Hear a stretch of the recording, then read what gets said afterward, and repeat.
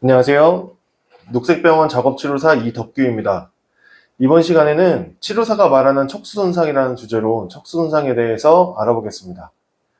척수의 구조, 기능, 손상에 따른 기능, 합병증 등을 알아볼 텐데요. 가능한 쉽게 설명해 보도록 하겠습니다. 먼저 척수의 해부학입니다. 척수는 쉽게 말해서 터널이라고 생각할 수도 있습니다. 운동신경과 감각신경이 올라가고 내려가는 방향에 따라서 나누어져 있고요. 그 정기적 정보는 정해져 있는 차선으로만 다닙니다. 예를 들어서 우리가 손을 이렇게 만지는 감각이라면 그 만지는 감각에 대한 정보들이 올라와서 그 만지는 감각이 움직일 수 있는 차선으로만 움직여서 타깃이는 뇌의 부분으로 그 정보를 전달하게 되고요. 손가락을 이렇게 움직이는 운동 명령이라 그러면 뇌에서 그 명령들이 조직화돼서 손가락까지 일정 본인의 갈 수 있는 차선만을 통해서 가서 타깃이 되는 근육의 움직임을 만들어낼 수 있도록 정보를 전달해주는 역할을 합니다. 그 척수라는 터널이 일정한 손상에 의해서 무너져 내린다고 하면 그게 바로 척수 손상인데요. 그 무너져 내린다고 했을 때 어떤 부분은 꽉 막혀서 완전 손상이 될 수도 있고요. 어떤 분들은 조금씩 길들이 뚫려 있는 불완전 손상이 될 수도 있습니다. 예를 들어 불완전 손상의 경우에 이 어떤 차선이 큰 돌이나 잔여물로 꽉 막히게 되었다. 그러면 현대의학으로는 사실 이걸 회복시키는 것은 쉽진 않고요. 우리가 시간이 지남에 따라서 다른 먼지나 그 차선을 덮고 있던 먼지나 아주 작은 돌들이 쭉쭉 없어지게 되는 과정을 겪으면서 우리가 척수 손상이 조금씩 회복되는 형태로 진행이 되게 됩니다. 우리 치료사들이 치료하는 것들에는 신체적이거나 신경적인 회복을 만들어낸다기보다는 기능적인 회복을 만들어낸다고 보시면 되는데요. 예를 들어서 그 차선의 일부분, 어떤 정보들이 움직이는 차선의 일부분이 막혔다 그러면 그 막히지 않은 부분에 대해서 정보들을 좀 더 세분화하여서 움직일 수 있도록 훈련한다든지 아니면 다른 길을 통해서 그 기능들을 만들어낼 수 있도록 다른 길들을 통해서 다른 차선을 통해서 그 기능을 만들어낼 수 있도록 훈련하는 게 저희 치료사의 역할이라고 보실 수 있을 것 같습니다. 척수는 일단 손상 정도에 따라서 그 분류가 되어 있는데요. 아시아 스케일이라고 많이들 아실 거예요. 미국 척수손상학회 장애 척도를 말하는데요. 크게 보면 A, B, C, D로 이렇게 나눠져 있습니다. 아시아 A 같은 경우는 우리 아까 그 터널이 완전히 막혀서 있는 완전 손상을 말하는 거고요. B 같은 경우는 쉽게 말해서 운동 기능은 없지만 감각 기능들이 좀 남아있으신 경우.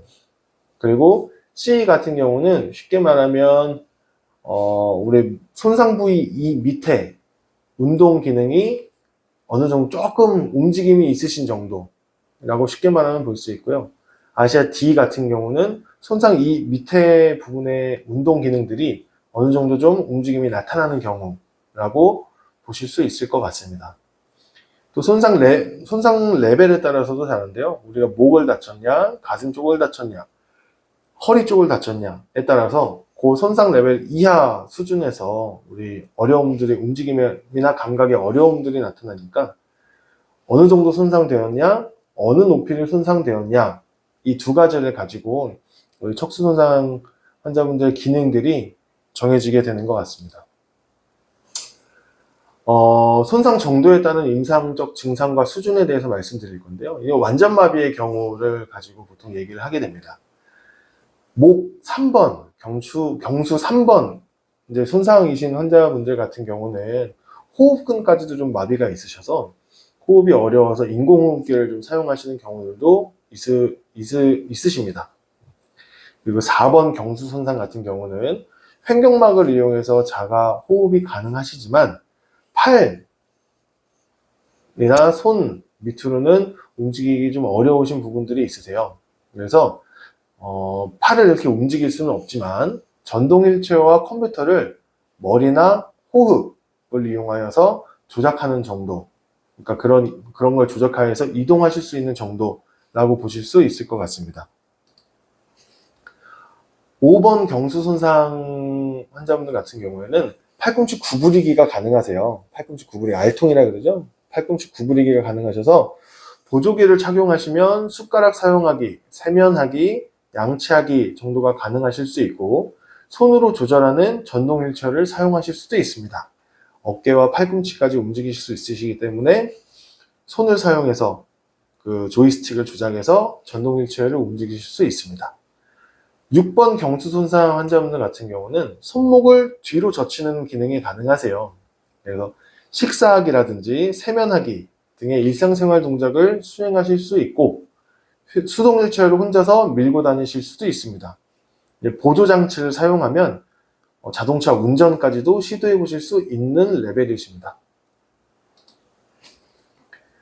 7번 경수 손상 환자분들 같은 경우는 팔꿈치를 펴기가 가능하세요. 그래서 이 삼두 근육들의 힘이 좀 들어가시기 때문에 팔꿈치를 펴는 것이 가능하기 때문에 일상생활에서 더 많은 부분을 수행하실 수가 있습니다.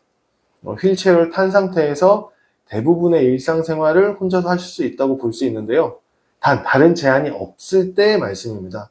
예를 들어 다른 합병증이나 다른 제한들이 있다면 또 일상생활에 제한이 좀 생기실 수도 있고요. 8번 경수 손상 환자분들 같은 경우는 손가락을 좀 움직이실 수가 있으세요. 그래서 손가락의 섬세한 동작을 제외한 상지의 모든 근육에 힘이 좀 좋으신 편이어서 거의 모든 일상생활을 혼자서 수행하실 수도 있고, 소대병 관리도 혼자서 가능하실 수도 있습니다. 다음으로는 합병증과 건강관리에 대해서 이제 말씀드리려고 합니다. 먼저 우리가 제일 쉽게 마주볼 수 있는 게 기립성 저혈압인데요. 누운 자세에서 기립하는 자세로 이동하는 때에 갑자기 혈압이 좀 떨어지는 것을 기립성 저혈압이라고 얘기합니다. 보통 손상 초기에 진상이 많고요. 시간이 지나면서 자연 수능이 되기도 하지만 종종 수개월간 증상이 지속되기도 합니다. 몽롱함, 어지러움, 실신 등의 증상이 보이면 기립성 저혈압이라고 볼 수 있는데, 그런 기립성 저혈압이 있을 때는 빨리 다리를 심장보다 위쪽으로 들어준다든지 다리 근육들을 좀 마사지 해준다든지, 그래서 밑에 쪽에 저류되어 있는 혈액을 심장으로 빨리 올려주는 것들을 빨리 처치를 하셔야 되고, 서 계신 자세라면 다시 빨리 누워서 그런 혈액들이 좀 위쪽으로 돌 수 있게 해주시는 것들이 중요합니다. 또 자율신경 이상반사증이라고 보통 우리가 과반사라고 얘기하는데요. 6번 흉수 이상의 척수손상 환자에게서 유해자극으로 인해서 나타나는 경우들이 많습니다. 가장 흔한 유해자극으로는 소변, 방광염, 변비, 욕창, 내성발톱, 끼는 옷이나 신발, 급성 복부질환, 골절 등이 원인이 될 수 있는데요. 발작성 고혈압이나 심한 두통, 발한, 코막힘, 안면 홍조, 인모, 반사적 섬액 등의 증상이 나타나기도 합니다. 증상이 발생하면 가능한 빠른 시간 안에 처치를 시작하는 게 중요한데요.